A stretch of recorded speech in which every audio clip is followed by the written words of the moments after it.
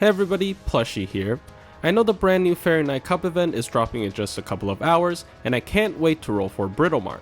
However, I feel like I should at least finish both the 4-star Fairy Nights reviews, so let's continue from last time's Bavanchi review with this time's also very beloved Big Doggo, Barghest review. So Barghest's first skill is a 3-turn 18% attack up, as well as a 3-turn 28% buster up if she's in the Sun field. I'm not going to sugarcoat it, this is a pretty bad skill.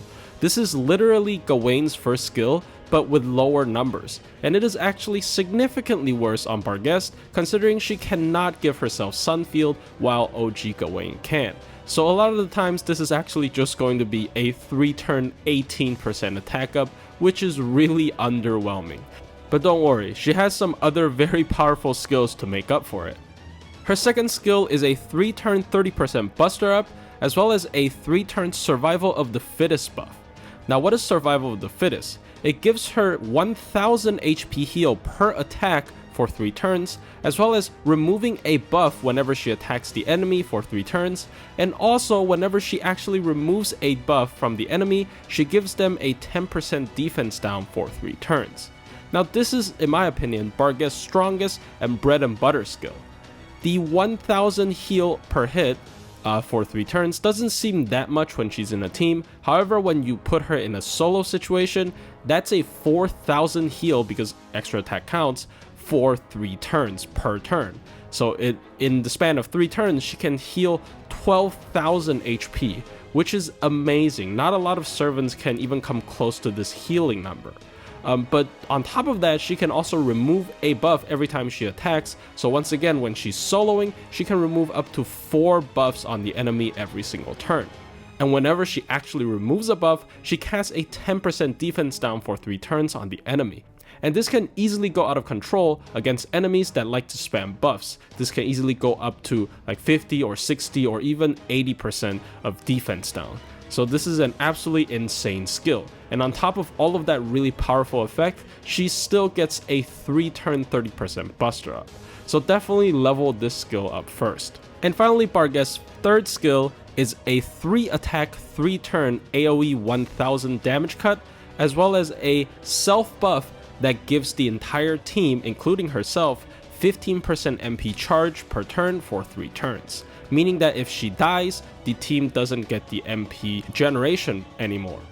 Now this is a more toned down skill, a lot more toned down compared to her last skill, but it is still pretty decent. Sometimes Barghest do need those extra defense points to tank heavier attacks such as critical damage or even AoE MP damage, so this can be really powerful when you use it at the right time. Its team supportability though is kind of lackluster. I think both 15 MP per turn for 3 turns as well as 1000 damage cut is not really enough to be a support skill. It is okay, but usually it's not worth using just as a support skill. The 15% self MP generation per turn for 3 turns though is kind of helpful because Barghest really wants to spam her MP, and we'll see why. Barghest's passives is Magic Resistance C. It's kind of low compared to Bavanchi's EX, where Bavanchi has 25%, while she only has 15% debuff resist. And I really would just ignore most of the time. Like, it's going to surprisingly block a couple of debuffs here and there, but it's not really reliable. But she also has Madness Enhancement A+, which is a buster up by 11%, and on a servant who has a buster MP and 3 buster cards, this is pretty useful. This highly increases her triple buster damage. And finally, Barghest MP, Black Dog Galantine, is an AoE buster MP that gives herself 3000 max HP up for 5 turns, it reduces her own cooldown by 1, and her overcharge effect is a 1-turn buster up that procs before the MP that scales from 20% all the way up to 40%. Her MP is also a really important part of her game plan. The 3000 max HP up for 5 turns is essentially a better 3000 HP heal. It can overheal her even if her HP is full. And she also has a cooldown reduction effect on her MP, which is really important considering how broken her skill 2 is and how often you want to keep spamming it. So you do want to keep using her MP as much as possible. And finally, the Buster Up on her MP.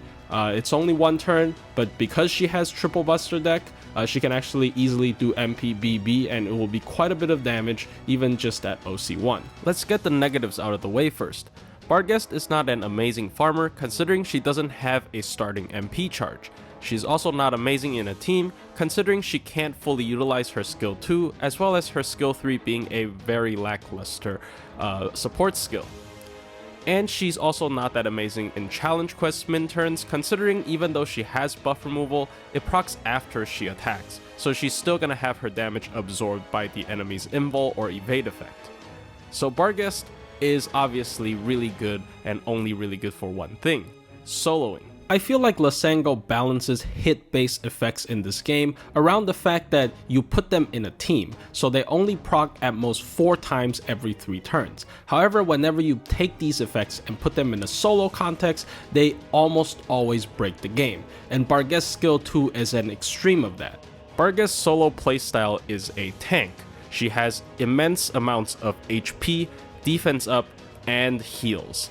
Barghest's second skill, as I've mentioned before, is a 12,000 heal across 3 turns, which is very insane. You can even further boost it up by equipping certain CEs and equipping certain CCs. She can easily tackle lower difficulty stages considering she has such massive heal and such big amount of HP pool, as well as a damage cut to help her with tanking even more damage.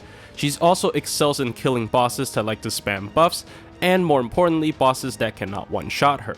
Barghest's only weakness during solos is being one-shot, however she has a couple of ways to prevent that from happening. Outside of her massive HP pool and the damage cut, Barghest's MP is also giving her 5 turns worth of 3000 max HP boost, and that means she can easily stack multiple stacks of it because she can use her MP probably more than once within 5 turns, boosting her maximum HP so it goes over the threshold of enemy MP damage. Bosses such as Beast of Taming and Demonic Bodhisattva, which is the unnerfed Big Kiara, are all really good targets for Barghest to tackle. They are bosses that deal consistent damage but not a lot of burst damage that Barghest can easily heal back. They're also bosses that love to spam buffs, especially for Beast of Taming, where Barghest can just eat all of them up and cast a bunch of defense down on them. If you don't kill her in one shot, she's never gonna die. In terms of solos, I recommend either bringing a MP gain up CE so she can spam her MP more often, a heal up CE so whenever she uses her skill 2 she can heal even more than 12,000 across 3 turns, or a defense up CE so she can actually tank some MPs. But obviously everything works well with her considering she has such a powerful kit. One tip that I have though for Barghest soloing is that I suggest not going too greedy with the damage. Even though her entire kit incentivizes her of using a triple buster chain, you actually want to use her MP as much as possible. So unless you're confident in finishing off your enemy in a couple of turns, I would suggest going for mighty chains to try to get her MP back as much as possible so you can reduce that already pretty short 6-turn cooldown on her skill 2 to even shorter. Overall, I think she's a fun unit. You're not gonna see her being used in a lot of the cases once again, since the game is mostly farming and low difficulty content that you probably don't need to bring out the monster that is Barghest. However, when you actually face a boss that is really suited for her solo, you would feel the full potential of her power. And she doesn't even need to have to be a very high MP level, considering her MP damage isn't her main point. Her MP is mainly used just to reduce her cooldown, as well as heal her with the 3000 HP increase. Anyways, hope you guys enjoyed the video, and good luck on rolling for a Britomart if you want to roll for her. And I'll see you guys in the next one.